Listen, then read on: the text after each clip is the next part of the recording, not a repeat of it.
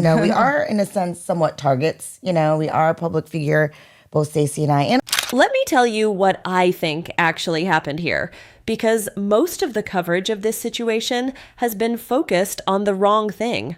Everyone is talking about the crying, the lip injections, the twin dynamics, the dramatic restaurant scenes.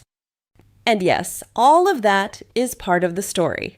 But the real story, the one that has been sitting underneath all of it the whole time, is a legal one. It is about a piece of paper Darcey signed before any of the drama started. A paper she signed because she was in love, or something she believed was love, and a paper that does not care about her feelings at all now that things have gone sideways. I want to be upfront about something before we go further. I am going to be giving you my interpretation of what has aired publicly on the show. I do not have inside information. I am not claiming to know what happens behind the cameras, and anything that sounds like my opinion is going to be labeled as exactly that. This is not a hit piece. It is me trying to make sense of a situation that I genuinely think is more serious than it gets treated on television. My read is this. Darcey Silva may have signed herself into one of the most binding financial obligations a person can enter into, driven almost entirely by her desperation to finally have the fairy tale she has been chasing across multiple seasons of reality television. And the man she signed it for may have understood, at some level, exactly what that document meant for his long-term security. Whether that understanding was calculated from the beginning or dawned on him somewhere along the way, I honestly cannot say. What I can say is that the moment he brought it up at a dinner table, the entire shape of their relationship shifted into focus in a way that cannot be unseen. So let's actually go through this from the start. Darcey Silva has been a fixture on 90 Day Fiancé long enough that her name is basically shorthand for a certain kind of storyline. She came to most viewers' attention through her relationship with Jesse Meester, a Dutch fitness model she met online who came to the United States on a K-1 fiancé visa. That relationship played out over 2 seasons and became one of the more analyzed dynamics in the show's history, mostly because of the visible power imbalance and Darcey's obvious emotional investment versus Jesse's emotional detachment. After Jesse came Tom Brooks, another international relationship that did not end well. After Tom came Georgi Rusev, a Bulgarian man Darcey met and eventually sponsored for a K-1 visa. Darcey and her twin sister Stacey have their own spin-off, Darcey and Stacey, which has chronicled both sisters' relationships with foreign-born men at the same time. Stacey's husband is Florian Sukaj, originally from Albania. The parallel structure of these two situations has not been coincidental from a television standpoint, and it has not been coincidental from an analytical standpoint either. We will come back to that. The K-1 visa itself is worth explaining for people who have not been through the immigration process, because the details matter here. When an American citizen wants to bring a foreign partner to the United States for the purpose of getting married, they can petition for a K-1 fiancé visa. The foreign national enters the country, and the couple has 90 days to get married. After marriage, the foreign national applies for adjustment of status, which is the path to a green card and eventually permanent residency. The part that most people do not fully focus on is the financial sponsorship requirement. As the petitioning American citizen, you are required to file something called Form I-864, which is an affidavit of support. This is a contract, and here is the part that tends to catch people off guard.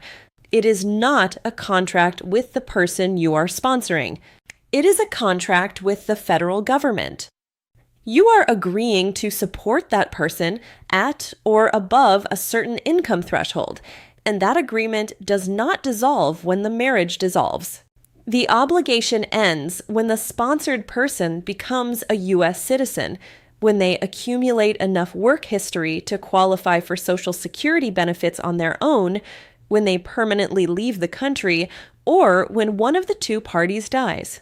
Getting divorced is not on that list. The sponsored person can, under certain circumstances, take civil legal action against the sponsor to enforce that support if they fall below the required threshold. The rough shorthand that gets used for how long this can last is 10 years, because 40 work quarters, which is the threshold for Social Security eligibility, typically takes about a decade to accumulate.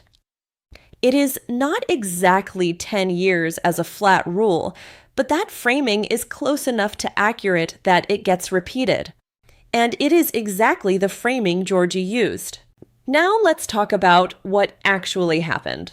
Darcey came into this relationship the same way she came into the previous ones, which is to say fully committed before the situation had earned that level of commitment. The early episodes showed her flying to Bulgaria to see Georgi, falling hard and fast, building a narrative in her head about finally finding her person. When the time came to file the sponsorship paperwork, she did it. She signed the I-864. She brought him over. She was going to have her wedding and her happily ever after, and the legal formalities were just paperwork standing between her and the life she had been waiting for. The shift that happened after Georgi arrived in the United States and got established is something viewers noticed, though it is hard to pin down to a single episode. He became less attentive. The warmth that was visible in the long-distance phase cooled considerably once they were actually sharing space. He started characterizing Darcey's emotional needs as excessive, calling her insecure, describing their dynamic in ways that positioned her as the problem. The relationship that had looked like mutual investment started looking, from the outside, like one person doing most of the emotional work and one person tolerating the situation. The physical distance inside the relationship became something Darcey talked about openly on the show. She described waking up feeling invisible to him, feeling like the romance had died, feeling run over by his emotional absence. His response to these concerns, repeatedly, was to frame the issue as her instability rather than his withdrawal. That pattern, where one partner's expressed pain gets redirected back at them as evidence of their character flaws, is one of the more reliable signs that something is structurally wrong in a relationship. Then came dinner. The exact wording I will not try to reproduce because I was not there, and I do not want to misquote, but the substance of what happened has been discussed widely by people who watched it on air. Darcey raised the topic of their future, and the word divorce entered the conversation, either as a genuine threat or as a test of where he stood. And Georgi's immediate response was to reference the financial obligation she had signed. He pointed out, roughly, that on paper, she was responsible for supporting him for 10 years. He walked it back almost immediately, said he could support himself, said he had a job, and was not asking for anything from her. But the sentence had already been said. My read on that moment, and I want to be clear this is my interpretation, is that it was not informational. He was not sitting down to make sure she understood the immigration paperwork she had filed. The context was an argument about whether their relationship had a future, and his first instinct was to name the mechanism that limits her options. That is a very specific thing to reach for at that moment. You can decide for yourself what it signals. What it signaled to Darcey, visibly, was something between panic and recognition. And I think part of what she was recognizing was that this dynamic had been in place longer than she realized. The warmth before the visa, the cooling after the visa, the dismissiveness about her emotional needs, The comfort with which he referenced her legal obligations to him, those pieces fit together into a shape that is uncomfortable to look at directly. The Stacey and Florian situation has been running parallel to all of this, and I think it is the most important context available for understanding what we are watching with Darcey and Georgi. Florian, after obtaining his citizenship, relocated to another state. The move created significant tension in Stacey's marriage and raised a question that viewers have been asking out loud since it happened. What is keeping these men in these relationships once the immigration process reaches its conclusion? I am not making a claim about Florian's character or motivations because I do not know enough to do that. But when you see a nearly identical structural outcome play out in the household right next door, it becomes harder to treat each situation as a unique individual circumstance. The structure of the visa process itself creates the incentive, and the incentive does not disappear just because the people involved have genuine feelings. Darcey's response to all of this has been genuinely interesting to watch. The make-under she announced, pulling back from the cosmetic work and the heightened aesthetic she had built around herself over years of television, reads to me as someone trying to figure out what is underneath the performance. She has talked about wanting to strip away the version of herself that she constructed, and I think on some level she understands that the version she constructed attracted a certain kind of attention that was not entirely about her. When you build a life that looks like a luxury item, some people are going to want access to it without necessarily wanting access to you. That is not a comfortable realization, and it is even less comfortable when you are in the middle of a legally binding relationship with someone you suspect might be one of those people. The social media content, the posts about solo energy and independence and finding herself, tells a similar story. There is something genuine in it. She is clearly trying to build a self-concept that is not dependent on a partner.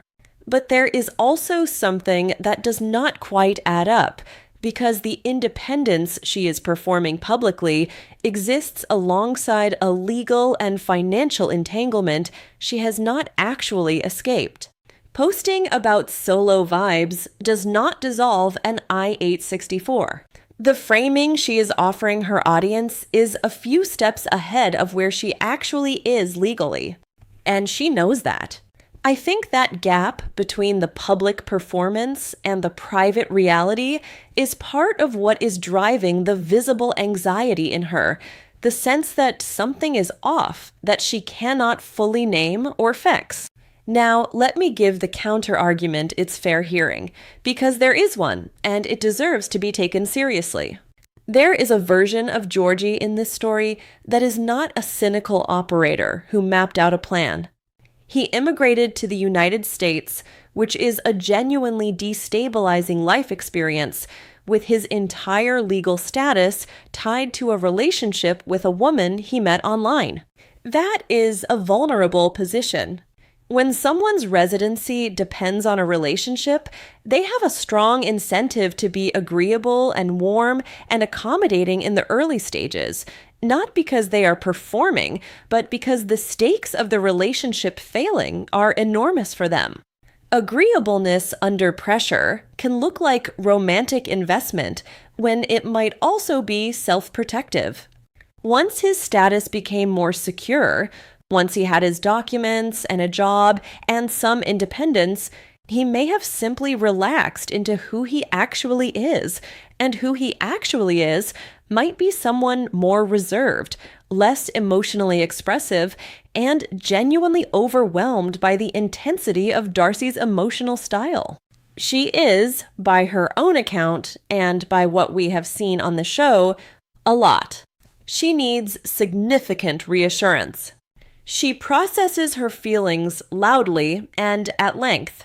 That is not a character flaw, but it can genuinely exhaust a partner who operates differently, And what looks like emotional withdrawal might be someone who has never been equipped to provide that level of sustained emotional labor.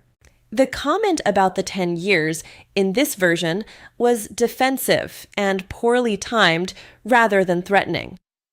She raised divorce and he panicked, reaching for the most concrete piece of information he could point to as a reason she could not simply decide to end things on a whim. Scared people say the wrong thing. That does not automatically mean he has been running a long-term scheme. The reason I cannot fully settle into that charitable version is the pattern. A single bad moment at a dinner table is one thing. A sustained pattern of dismissing her concerns as character flaws, withdrawing physical intimacy as a response to conflict, and showing little apparent interest in repairing the damage that moment caused is something different. If your comment landed wrong and scared your partner, you make a real effort to address that. What has been shown since that moment does not look like real effort. I also keep coming back to the fact that this is the third time we have watched Darcey move through this exact shape of relationship. Different man, same trajectory.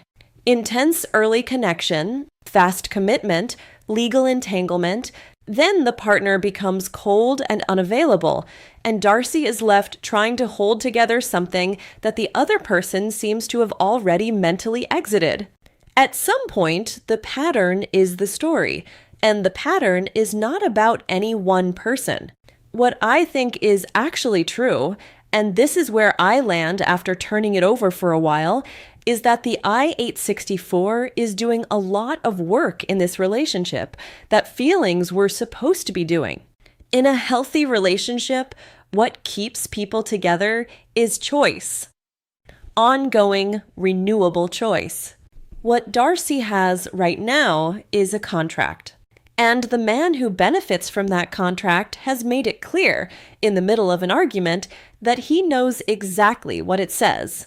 Whether he deployed that knowledge deliberately or impulsively, the fact that it was his instinct to reach for it tells you something about where his head is. Darcey is stuck in a situation with no clean exit.